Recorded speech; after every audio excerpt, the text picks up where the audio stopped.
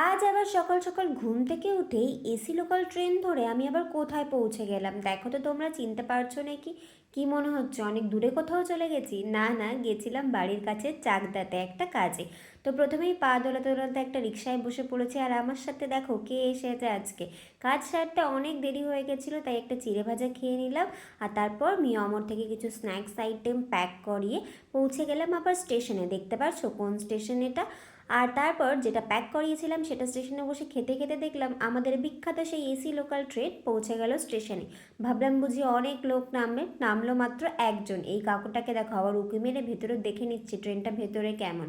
অনেকক্ষণ বেশ দাঁড়িয়ে ছিল, তারপর এরকম লাইট জ্বালিয়ে একা একা দরজা বন্ধ হয়ে গেল আর ট্রেনটা চলে গেল টাটা বাই বাই করে। আমরা আমাদের সেই নন এসি ঘাসা পিটা ট্রেনে উঠে পড়লাম আর পৌঁছে গেলাম বাড়ি।